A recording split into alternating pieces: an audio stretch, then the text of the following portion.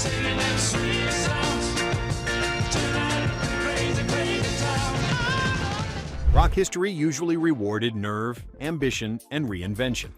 But just as often, one contract, one rock history usually rewarded nerve, ambition, and reinvention. But just as often, one contract, one firing, or one prestige move undid years of momentum faster than critics or changing trends ever could. These are 10 bands destroyed by one single bad decision. Number 10. Creedence Clearwater Revival.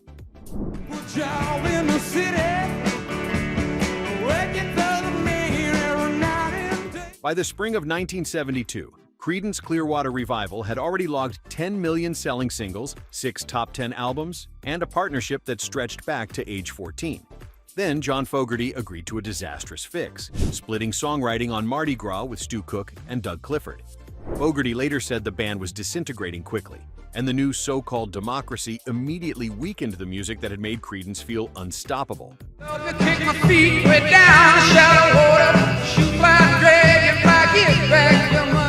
Even Fogerty later described the arrangement as a time bomb, and the reviews were savage, with John Landau famously hammering the album.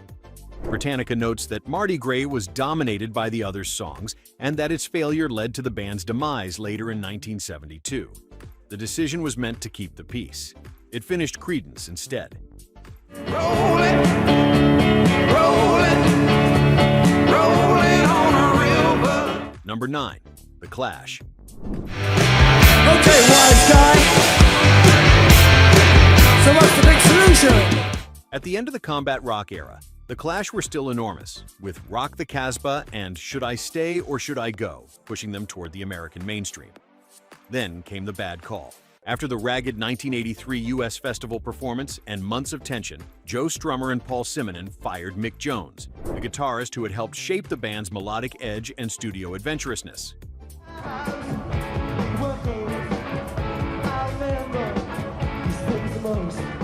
The replacement version never had a chance. Cut the Crap reached number 16 in the UK in November 1985 and disappeared in 3 weeks. A poor ending for a band that once looked destined to get even bigger.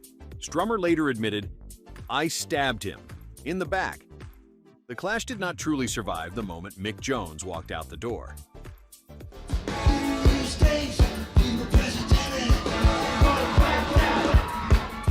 Number 8. Sex Pistols.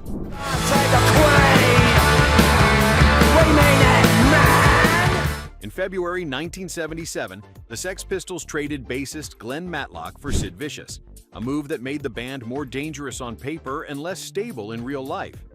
Manager Malcolm McLaren got a scandal magnet, not a dependable musician.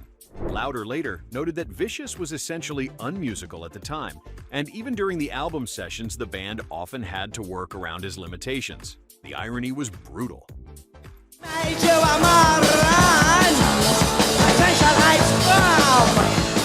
Never mind the bollocks, here's the Sex Pistols reached number 1 in the UK. But the group still unraveled during the disastrous January 1978 American tour, breaking up after just 7 shows. Sid Vicious became punk mythology, yet the choice sped up the collapse. The image got stronger, the band got weaker, and punk's most famous gang barely survived its own breakthrough.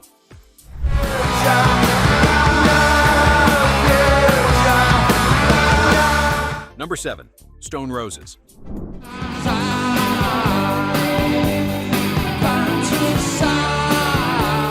Sometimes the band-killing decision is not artistic at all, it is legal. Stone Roses signed a deal with Silvertone so bad that a judge later called it oppressive, unfair, and entirely one-sided. Instead of following their 1989 debut with a quick second strike, they burned their hottest years in court while the whole British scene shifted around them.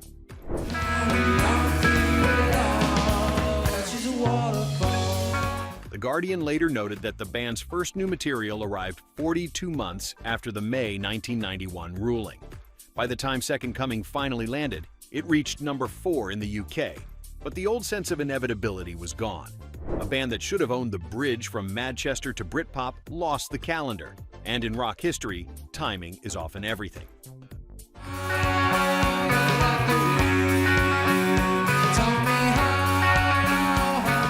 Number 6. Styx. The train is going, I see it in your eyes. By early 1983, Styx looked bulletproof. From the Grand Illusion through Paradise Theater, they had stacked 4 consecutive multi-platinum albums and ruled the arena circuit. Then, Dennis DeYoung pushed Kilroy Was Here and led with Mr. Roboto. The single was huge, reaching number 3 on Billboard, but J.Y. Young later said it alienated probably half of the band's male rock audience.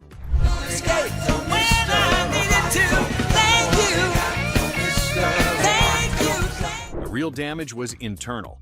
Louder and Ultimate Classic Rock both traced the fallout from the Kilroy period to the collapse of the classic lineup, with Tommy Shaw and the rest pulling away from DeYoung's theatrical direction. A hit record should have extended the run.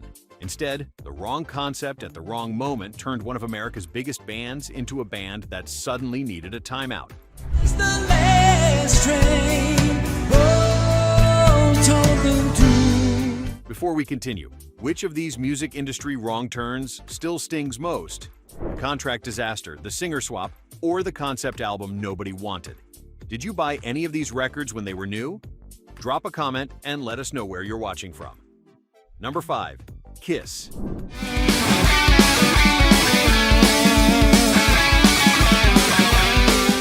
In 1981, Kiss were already wobbling. Peter Criss was gone, Ace Frehley was drifting, and 2 pop-leaning albums had confused part of the fan base. That was exactly when Gene Simmons, Paul Stanley, and producer Bob Ezrin chose the grand fantasy concept of music from the Elder. Instead of simplifying the brand, they made it stranger. That's quite a lot. And you drive us wild, we'll drive you crazy. Simmons later said Kiss had lost our minds. The planned film never happened, the album bombed, and in the UK it peaked at number 75. For a band built on direct hooks, grease paint, and instant payoff, The Elder was the sound of overthinking. It nearly turned one of rock's surest commercial machines into a cautionary tale.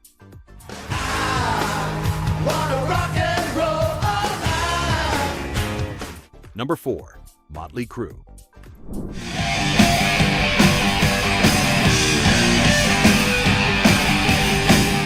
After Dr. Feelgood, Mötley Crüe were no longer just Sunset Strip survivors. They were a genuine mainstream rock institution. Then they fired Vince Neil in 1992 and hired John Corabi. Corabi was talented, tougher, and more contemporary. But he was not the voice fans attached to Shout at the Devil, Girls, Girls, Girls, and the whole Mötley Crüe identity.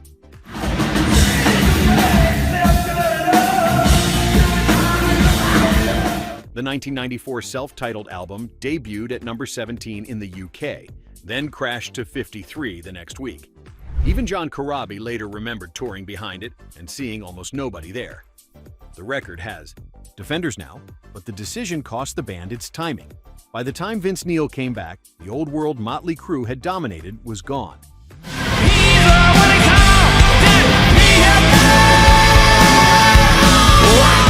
Number 3. Van Halen.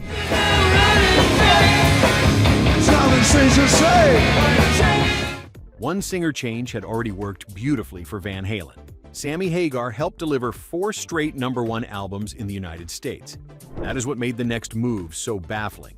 After the ugly 1996 split, the band teased David Lee Roth, then pivoted to Gary Cherone, creating a public identity crisis instead of a clean new chapter.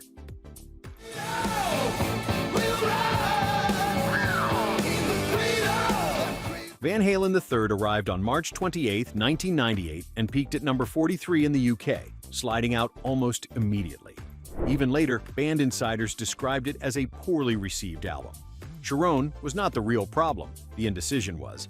By trying to be every version of Van Halen at once, the band convinced audiences that the engine Eddie Van Halen built was no longer firing on all cylinders.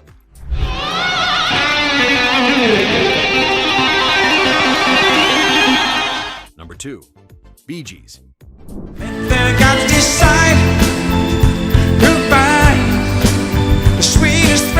In 1978, the Bee Gees were as close to untouchable as pop groups ever get. Saturday Night Fever soundtrack entered the UK chart in March and spent 18 weeks at number 1, while Stayin' Alive became one of the era's signature songs. Then Barry, Robin, and Maurice stepped into the Sgt. Pepper's Lonely Hearts Club Band movie, a prestige gamble that badly misread the moment. Nobody gets too much love, and your rock gets as high as. Later retrospectives were ruthless. The Guardian called it the appalling Sgt. Pepper movie, and TCM described it as a colossal flop that helped wreck the business around Robert Stigwood. The Bee Gees kept making great music, but the aura changed. One bad film attached disco's most famous brothers to the backlash just as their peak should have kept climbing. Sweet sounds to that crazy, crazy town, playing it on. Number 1. Beach Boys. We went together for so long. In June 1967, the Beach Boys were still close to their creative summit. Pet Sounds had reached number 2 in the UK, Brian Wilson sat on Monterey Pop's board, and the band was booked to play. Then they backed out. At the precise moment, rock was introducing its next future, America's greatest harmony. Group removed itself from the picture. When the hair was soft and long, and the beach was the place to go. Later accounts called the cancellation a major turning point, because Monterey helped define Jimi Hendrix, The Who, and the psychedelic counterculture, while the Beach Boys suddenly looked like a band from the previous chapter. Their influence never disappeared, but they never fully re-entered the rock mainstream.